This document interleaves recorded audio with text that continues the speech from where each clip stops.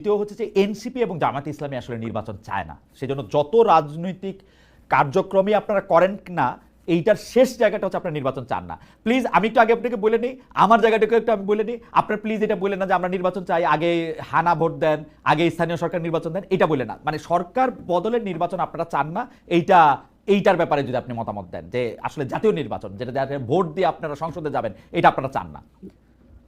কেন? আমি তো সংসদে যাওয়ার জন্য খুব উদগ্রীব হয়ে আছি যে যদি নির্বাচিত হই। জি, কিন্তু ভেরি গুড। কথা ভেরি হচ্ছে গুড। যে আমাকে তো সেই পরিবেশটা দিতে হবে না। আমি রুলস রেজুলেশন আমার পার্টি আমি জানি না নির্বাচন চাই না এটা কখনো বলছে কিনা। আমরা তো কয়েকটা পূর্ব শর্ত আছে। আমরা যদি আগের নিয়মেই চলি তাহলে আমার অভ্যুত্থানটা দরকার ছিল না। আমরা বলছি নিয়মের কিছু পরিবর্তন করেন, আমরা নিয়মের পরিবর্তন করতে বলছি, যত দ্রুত নিয়মের পরিবর্তনে আপনারা একমত হবেন তত দ্রুত নির্বাচনটা হবে। আমরা সেই কথা বলি। আমরা যখন হচ্ছে আপনি ধরেন হচ্ছে বিএনপি 31 দফার মধ্যে পরপর 2বার প্রধানমন্ত্রী হবে, আমি এটা কয়েকবার করছিলাম। পরপর 2বার আমি খুবই নিজেও বিএনপির প্রত্যেকটা প্রোগ্রামে যেতাম। পরপর 2বারের বেশি প্রধানমন্ত্রী হবে এটা ছিল না। সকল রাজনৈতিক দলের সাথে বসার পরে বিএনপি যখন 31 দফা তৈরি করলো 2022 সাল কি 23 সালে, তখন ছিল হচ্ছে 2বারের বেশি প্রধানমন্ত্রী কেউ প্রধানমন্ত্রী হবে না। এই বিষয়টাই ছিল। কিন্তু যখন হচ্ছে আপনার ঐক্যমত কমিশনের আলোচনায় গেল, বিএনপি সেখানে পল্টে নিল। বিএনপি বললো না হচ্ছে পরপর 2বার। এইটা নিয়ে মোট চারটা মিটিং হলো। তারপরে গিয়ে বিএনপি একমত হলো, 4 দিন নষ্ট করা হলো, 4টা মিটিং এর জন্য 2 সপ্তাহ নষ্ট হলো। আপনার এরপরে হচ্ছে এমসিসি হবে না। না, কিন্তু বিএনপি হান্নান এখানে মাসুদ, বলার আমি পরে আমি তারপরে সংস্কারের প্রসঙ্গে একটু আসি। আমি আপনি এইটাও একটু বললেন, আপনারা একটা দাবি করলেন, অদ্ভুত দাবি, যে বিচার করে যেতে হবে, কারণ বিএনপি আসলে বিচার করবে না। বিএনপি না না হচ্ছে আমাদের আওয়ামী কথা লীগ, আওয়ামী লীগ দিয়ে সবচেয়ে বেশি সাফার দল, তারা বিচার করবে না এবং এই বিচার এই সরকার না করলে আর কেউ করবে না, এরকম একটা দাবি করে আপনারা নির্বাচনে খালেদ ভাই, পৌঁছাতে চাইলেন। জি। খালেদ ভাই, বিএনপি সবচাইতে সাপার দল, এটা আমি আপনি সবাই স্বীকার করি। হুম। বাট তৃণমূল থেকে শুরু করে সব জায়গায় আওয়ামী লীগের লোকজনকে টানার জন্য, এবং হচ্ছে আওয়ামী লীগের বর্তমানে যারা হচ্ছে চেয়ারম্যানশিপ আছে তাদেরকে এলাকায় এলাকায় শেল্টার দিয়ে ইউনিয়ন পরিষদের সকল সুবিধা কারা নিচ্ছে? এনসিপিও কিছু কিছু চট্টগ্রাম আওয়ামী নিচ্ছে। লীগ নেতাকে ধরার পরে এনসিপির কাছে যারা আসতেছে তারা আচ্ছা এনসিপিও নিচ্ছে। আ- আপনার আমি তালিকা দিব না এনসিপি কোন কোন আওয়ামী আমি লীগের বলছি, নেতা কর্মীদের হ্যাঁ সুবিধা হ্যাঁ, দিচ্ছে, আপনি চাইলে হতে আমি পারে, আপনাকে দিব না। হতে পারে। এনসিপি তো আওয়ামী লীগ দ্বারা সবচাইতে দল না, আমি যেটা আপনাকে বলতেছি। হুম। বিএনপি কিন্তু হচ্ছে আওয়ামী লীগ দ্বারা সবচাইতে নির্যাতিত দল, কিন্তু আওয়ামী লীগ নিষিদ্ধের ব্যাপারে বিএনপির আগ্রহ ছিল না, বিএনপি চাই নাই। এখনো এখনো বলতেছে না তো, আপনার এই কথাটা দল নিষিদ্ধের ব্যাপারে মাথায় তো রাখতে আরেকটা আত্মবিশ্বাস দলের ছিল। আগ্রহ থাকতে পারে না। আপনাদের দলের যাকে হম মাস্টার মাইন্ড হিসেবে পরিচয় করে দেওয়া হয়েছিল, সেই মাহফুজ সাহেবও কিন্তু প্রথম থেকে বলছিলেন আওয়ামী লীগ যেভাবে জামাতকে ডিল করছে সেভাবে আওয়ামী লীগকে ডিল করা আমাদের উচিত না। ডক্টর মোহাম্মদ আমরা ইউনূস এখন অন্তত একই 3টা বড় বড় আমরা এখন সাক্ষাৎকারে বলেছিলেন আওয়ামী লীগ তিনি নিষিদ্ধ করতে আমরা চান এখন না। খালেদ ভাই, আমরা এখনো বলছি যে হচ্ছে আওয়ামী লীগকে জামাতকে যেভাবে ডিল করা হয়েছে, আওয়ামী লীগকে যদি একইভাবে ডিল করা হয়, দেশের সহনশীলতা রাজনীতি থাকবে না। হুম হুম। আপনার অবশ্যই এই বিরাট জনগোষ্ঠীকে রাজনীতি করার অধিকার দিতে হবে। যারা অপরাধের সাথে জড়িত ছিল না, অপরাধীদেরকে বিচার করতে হবে। হুম। এদেরকে আইনের আওতায় এনে আপনি হচ্ছে প্রতিটা উপজেলায়, যেমন আমার উপজেলায় ধরেন বিএনপি বলতে ছিলই না কেউ বিএনপি পরিচয় দেওয়ার জন্য তেমন একটা কোনো গোষ্ঠী। শুধু প্রতিষ্ঠা বার্ষিকীর একটা মিছিল হইতো, প্রতিষ্ঠা বার্ষিকীর আর কোনো প্রোগ্রাম হতো না। সেই সবাই আওয়ামী লীগ ছিল, সবাই আওয়ামী লীগ ছিল। এখন আমি সবাই এলাকা থেকে বের করে দিয়ে রাজনীতি হবে? আমার কথা হচ্ছে যারা অপরাধের সাথে জড়িত ছিল, আপনার প্রত্যেকটা চেয়ারম্যান, প্রত্যেকটা উপজেলা চেয়ারম্যান, প্রত্যেকটা এমপি, এগুলার মোটামুটি বিচার করলে বাংলাদেশে 10,000 বিচার হয়ে যায়। 10,000 মানুষের বিচার করলে আওয়ামী লীগ আর থাকে নাকি? হুম। কিন্তু সেটা তো হচ্ছে না, এদেরকে আইনের না, আওতায় আনা আপনি হচ্ছে না। আপনি আমরা বলছি 10,000 এদেরকে মানুষের আইনের আওতায় এনে জনাব হান্নান মাসুদ, আমরা প্রথম থেকে 10,000 মানুষের বিচার সম্পর্কে মানে বিচারটা কি করতে হবে? সম্পন্ন করতে হবে, শুরু করতে হবে, ভাই, কি করতে হবে? না না না, মামলা দিতে মোটেও হবে? না।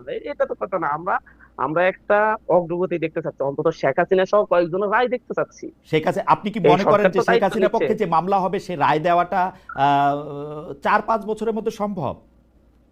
সম্ভব, কেমনে এটা, অবশ্যই কেমনে সম্ভব। এটা, কেমনে এটা? কারণ কারণ আপনার কারণ শেখ হাসিনার বিচারের জন্য যেই প্রমাণগুলা দরকার তার মধ্যে অনেকগুলা প্রমাণ এই জনাব ইউনাইটেড হান্নান মাসুদ, নেশন জনাব জাতিসংঘের হান্নান ইয়ে মাসুদ, থেকে আপনি অনেকেই তাদের নেতৃত্বে বা প্রায় সবাই তাদের নেতৃত্বে রাস্তায় নেমেছিলাম, বা যে রাস্তায় নামতে পারেনি যে যার জায়গা থেকে সেই আন্দোলন করেছিলাম, কিন্তু আমরা তো একটুও বদলাতে দেখতে দিলাম না পলিটিক্যাল পার্টিগুলিকেও।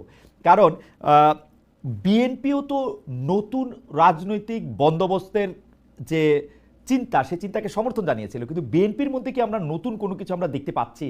এই কথা ঠিক, প্রথমে সংস্কারের কথা কিছুটা তারা একেবারে উড়িয়ে দিলেও কিছুটা সংস্কারের ব্যাপারে তারা একমত হয়েছে, কিন্তু বিএনপি কি কোনো নতুন রাজনৈতিক চিন্তার কথা বলছে কিনা জনাব ফাহাম আব্দুল সালাম? অ্যাবসলিউটলি। মানে আপনি যদি বিএনপির চিন্তা ভাবনা আপনি দেখেন, যে একটা ব্যাপার হচ্ছে যে ধরেন আপনি হান্নান মাসুদ যে কথাটা বলতে চাইবেন সেটা হচ্ছে লো লেভেলের চাঁদাবাজির কথা। হ্যাঁ, এখন এই লো লেভেলের চাঁদাবাজি এর একটা বিশাল এক্সপ্লেনেশন আছে আমার কাছে, কিন্তু এগুলো দেওয়ার এখন এটা probably not the right place. হ্যাঁ, এবং ওই জায়গায় বিএনপি ব্যর্থ হয়েছে, এটা আমি স্বীকার করছি। লো লেভেলের যে চাঁদাবাজি এটা কন্ট্রোল করতে পারে না। কিন্তু আপনার যে প্রশ্ন যে বিএনপি কি কোনো নতুন রাজনীতির দিকে আসছে কিনা, আমি আপনাকে একটা ছোট্ট উদাহরণ দিই। বিএনপি নিজের তারেক রহমান সাহেব তো দুবারের বেশি, বিএনপি যেটা অরিজিনাল স্ট্যান্ড ছিল যে প্রাইম মিনিস্টার, সেটা হচ্ছে পরপর দুইবারের বেশি হতে হবে, সেখান থেকে তারা ফেরত চলে আসছে। তারপর তারা গতকাল কিংবা পরশুদিন যেটা দেখলাম সেটা হচ্ছে কি, তারা যে নির্বাচন কমিশন সেটার ব্যাপারে প্রধানমন্ত্রীর যে একক ক্ষমতা সেটা তারা বলছে যে না, পরামর্শের মাধ্যমে করবেন তারা। এবং ম্যাক্সিমাম যে সমস্ত সংস্কারের যত প্রস্তাব করা হয়েছে বিএনপি তো মেনে নিয়েছে। আপনি বাংলাদেশে এই অবস্থাটা কি, আপনি ধরেন যদি আওয়ামী লীগের অবস্থায় যেতেন, শেখ হাসিনাকে যদি বলা হতো কি কোনোদিন শুনতো কেউ? না ডক্টর সালাম, আমরা যদি ওই জায়গা থেকে আসি যে আপনি লো লেভেল চাঁদাবাজির কথা বলছিলেন, কিন্তু মানুক আর না মানুক, এনসিপি কিন্তু তাদের দল পরিচালনার অর্থনৈতিক স্বচ্ছতাটার জায়গা কিরকম হবে, পলিসি কিরকম হবে, সেরকম একটা ধারণা দিয়েছে। বিএনপি কিন্তু এই ধারণা এখন পর্যন্ত আমাদের দেয় নাই। বিএনপি দলটা আসলে কিভাবে চলে, বিএনপির প্রেসিডিয়ামের বা স্ট্যান্ডিং কমিটির মেম্বাররা আসলে কিভাবে চলেন, তাদের টাকা, বিএনপির নেতৃত্বের টাকা কোত্থেকে আসে, তারা কি আসলে ব্যবসা করেন, তারা কি দল থেকে চাঁদা নেন, দল থেকে টাকা নেন, কিছুই কিন্তু আমরা জানি না। জনাব তারেক রহমান থেকে শুরু করে মির্জা ফখরুল ইসলাম আলমগীর বা ছাত্রদলের সভাপতি রাকিব, এরা সবাই আমার খুব প্রিয়, কিন্তু তারা কিভাবে চলেন আমি তো জানি না, তাদের ব্যবসাটা কি। এবং তারা কিন্তু কখনো এই প্রতিশ্রুতি আমাদের দেন না যে তারা আমাদের জানাবেন যে এটা কিভাবে তারা চলেন। There are two things. Number one হচ্ছে যে তার ব্যক্তিগত ইনকাম কত, এটা একটা কোশ্চেন। আর একটা কোশ্চেন দল কিভাবে চলে। তার ব্যক্তিগত তারেক রহমান সাহেব কিভাবে চলে এটা আপনার জানার কোনো রাইট নেই। উনি যখন প্রধানমন্ত্রী হবে তখন আপনি যেতে পারেন, উনি যদি সংসদ সদস্য হয় তখন জানতে পারেন। এখন আপনার জানার কোনো রাইট নেই। কিন্তু আমি যখন ভোটার হিসেবে তাকে বিবেচনা করব না ডক্টর সালাম, আমাকে একটু বোঝার জন্য, মানে আমি যখন ভোটার হিসেবে ওনাকে বিবেচনা করব যে উনি আর্থিক লেনদেনের ক্ষেত্রে স্বচ্ছ কিনা, উনি কিভাবে টাকা রোজগার করেন, পৃথিবীর সব দেশেই কিন্তু যিনি পলিটিক্যাল পার্টিকে লিড করেন তার টাকা পয়সাটা তিনি কোথা থেকে পান, কোথা থেকে খরচ করেন সেটা সামনে আসে। এটাকে আমি তারেক সাহেবেরটা জানতে পারবো না। পছন্দ না আপনি ওনাকে ভোট দিবেন না। না না, আমি তো জানতে পারছি না পছন্দ না করব কেমনে, পছন্দ না করতে হইলেও তো আমার তথ্য দরকার।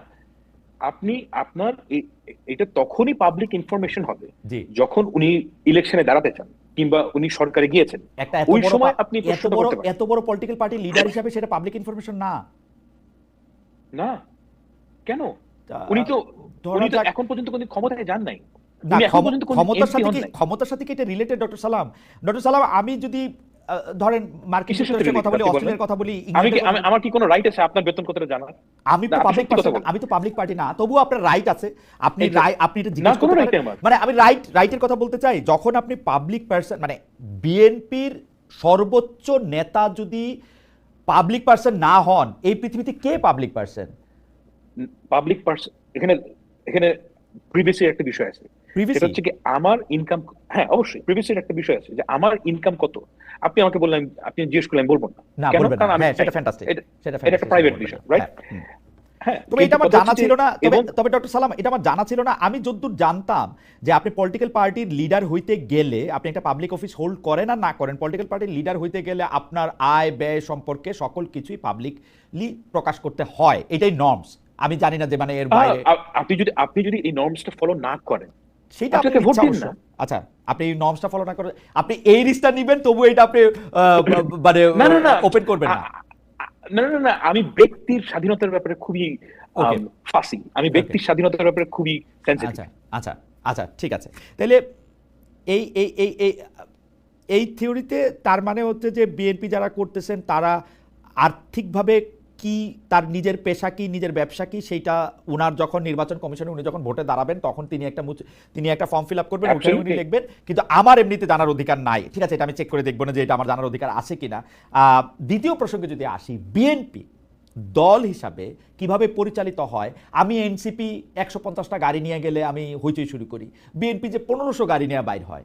আজকে তারেক সাহেব যদি বাংলাদেশে আসে 15,000 গাড়ির মিছিল হবে, কমপক্ষে 1.5 লাখ হইতে পারে। সেইটার জায়গাটা কোত্থেকে হবে, সেইটা কি আমরা একটা জবাব চাইতে পারবো, মানে ওইটা কোন জায়গা হবে? অফকোর্স ব্যাপারটা হচ্ছে যে বাংলাদেশে এনসিপি যেভাবে চলছে, আওয়ামী লীগও সেভাবে চলতো, বিএনপিও সেভাবে চলে। ওকে, এবং আপনি এটাকে যেই নামেই ডাকেন, এটা হচ্ছে কি চাঁদা, মানুষের চাঁদায় চলে, অ্যাজ সিম্পল অ্যাজ দ্যাট। এখন আমাদের যেটা দরকার সেটা হচ্ছে কি এখানে একটা স্বচ্ছতা আনা দরকার, স্বচ্ছতা আনা দরকার, রাইট রাইট। সেই জায়গাটায় আমাদের যে সমস্যাটা হয়েছে আমাদের এই 5ই আগস্টের পরে, আমাদের যে এন্টায়ার এনভায়রনমেন্ট সোশ্যাল মিডিয়ায় বলেন এমন টক্সিক হয়ে গেছে যে প্রত্যেকের গলার মধ্যে ছুরি চাপ মারতে চায়। এই জায়গায় যদি আমরা সিভিলাইজড ওয়েতে বলার চেষ্টা করতাম যে ওকে লেটস রেগুলেট আওয়ারসেলভস, আমরা কিভাবে কাজটা করবো সেটা ঠিক করি, ওই পরিবেশটাই এখন আর নাই। একে দেখতে পারে না, একে দেখতে পারে না, এবং আমরা যথারীতি বাঙালির যে আচরণ সেই আচরণে চলে আসছি। অ্যাবসলিউটলি। এখন এমন অবস্থা তৈরি হয়েছে যে আমরা ছোটবেলায় ওই ড্রাকুলার ছবিতে দেখতাম যে নায়ক একটা ওই ক্রস দেখাতো এমনি করে, এবং ওই ক্রস দেখালে ড্রাকুলা করে মারা যেত। তারপর পরে গিয়ে দেখলাম যে ওই টার্কিশ ছবিতে আয়তাল কুরসি বললেই হয়। জামাত এবং এনসিপি নেতাদেরকে আপনি যদি একটা প্ল্যাকার্ড লিখে নির্বাচন শব্দটা লিখে দেন, সর্বনাশ হয়ে যাবে। আপনি যদি কুফরি কালাম করতে চান, একটা জামাত ইসলামের বালিশের যে কোনো কর্মীর বালিশের নিচে আপনি একটা তাবিজের মধ্যে নির্বাচন বার্তা লিখে দিয়ে দেন, 40 দিনের মধ্যে লোকটা মারা যাবে। পিকিউলিয়ার অবস্থা। আপনি দেখেন যে আনবিলিভেবল, নির্বাচন ওয়ার্ডটা এমন টক্সিক ওয়ার্ড, মানে ক্রিপ্টোনাইটের মতো। নির্বাচন শব্দটা শুনলে সবাই রেগে যাচ্ছে। You have to face it, you have to do it. না ফাহাম, দুইটা জিনিস আমরা আসলে যদি একটু খেয়াল করে তাহলে আমরা দেখব যে নির্বাচন নিয়ে বিএনপি ছাড়া বাকি সবারই একটু রেগে যাওয়ার কথা। কারণ এখন যে অঙ্ক করা স্বাভাবিক, যে রাজনৈতিক অঙ্ক, রাজনীতিক যারা পরীক্ষা দিতে মাত্র বসছে তারাও, আর আমরা যারা অনেকদিন ধরে অবজারভার পরীক্ষাও জীবনে দেই নাই, তারাও কিন্তু আমরা এটা বুঝতে পারছি যে বিএনপি ক্ষমতায় আসবে।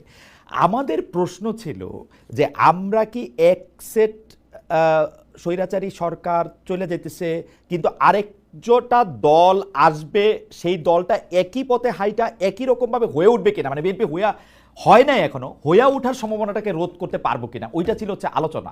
সেই জন্য কিন্তু বারবার কিছু সংস্কারের কথা বলা হয়েছে, কিছু পরিবর্তনের কথা বলা হয়েছে। বিএনপি যদি এখন যে বিষয়ে রাজি হয়েছে, প্রধানমন্ত্রীর 2 টার্মের কথা আমি যদি বলি, আরও একটা দেখলাম যে নির্বাচন কমিশন গঠনে প্রধানমন্ত্রীর একক এখতিয়ারের কথা যদি বলি, সেগুলি যদি 2025-এর ডিসেম্বরের আগে রাজি হইতো, তাহলে বোধহয় নির্বাচনটা আরেকটু আগেও হইতে পারতো। আপনার কি মনে হয় না যে এই নির্বাচনটা পেছানোর কারণ বিএনপির এক ধরনের একগুয়েমি, সংস্কার শুনলে বিএনপির গায়ে জ্বর আসা, এরকম কিছু? না, আমি বিএনপি তো ম্যাক্সিমাম সংস্কার মেনে নিয়েছে। না, মানছে অনেক পরে। ডক্টর সালাম, আপনি খেয়াল করেন, এটা হলো গত 1-2 সপ্তাহের ডেভেলপমেন্ট। না, আমি আপনাকে বলি যে বিএনপি ফান্ডামেন্টাল কিছু সংস্কার মানে নাই। হ্যাঁ, ফান্ডামেন্টাল সংস্কারের মধ্যে একটা হচ্ছে এনসিপি, যেটা সাংবিধানিক কাউন্সিল, সেটা ঠিক আছে, সেটা আমি বলছি। হ্যাঁ, এই ধরনের কয়েকটা ফান্ডামেন্টাল সংস্কার তারা 2বারে বেশি প্রধানমন্ত্রী হইতে পারবে না, সেটা তো বিএনপি প্রথমে মানতেছিল না, মেনে নিয়েছিল না, এটা এখন মানছে। এটা যদি গত বছর মানতো তাহলে ইলেকশন আরো আগে হইতো। এইটা একটা হাইপোথিসিসের কথা বললাম। না, আপনি ইউ আর রিডিং ইট রং। আচ্ছা, জামায়াতে ইসলামী এবং এনসিপি এই দুটো দল নির্বাচন চায় না, অ্যাজ সিম্পল অ্যাজ দ্যাট। আমাদের হান্নান মাসুদ যাই বলুক, তাদের যে অ্যাক্টিভিটি এটা ক্লিয়ার। এই সরকার অথর্ব, এই অপরাধে তাদের অথর্বপনা দীর্ঘদিন ধরে করতে দিতে হবে। এটা হচ্ছে কি এনসিপির অফিসিয়াল স্ট্যান্ড। আমার মনে হয় যে আপনাকে তো এই জি, আপনি শেষ করেন, একদম শেষ করেন। আমি হান্নান মাসুদকে আর প্রশ্ন করতে চাই না, আপনার মন্তব্য যদি মনে করেন, জি, আপনি যদি মনে করেন যে এই সরকার অথর্ব, আমি এই ওয়ার্ডটা ইউজ করতে চাই না, কিন্তু এই ওয়ার্ডটা, এটা সত্যি কথা, এই সরকার খুবই দুর্বল এবং আমরা চাই যে এখান থেকে আমরা উত্তরণ করতে। আপনি তো এই দুর্বল সরকারকে রেখে দিলে ওই দুর্বলতা থেকে আপনি মানে বের হতে পারবেন না। ওকে, মানে দুর্বলতার রিজনটাই হচ্ছে কি এই যে তারা অনির্বাচিত। আমি তাদের ওই যে আমি একটু হান্নান মাসুদের কাছে যেতে চাই। জনাব হান্নান মাসুদ, 2টি বিষয় ডক্টর সালাম একদম স্পষ্ট করে বলেছেন যে এই সরকার আসলে দুর্বল, এবং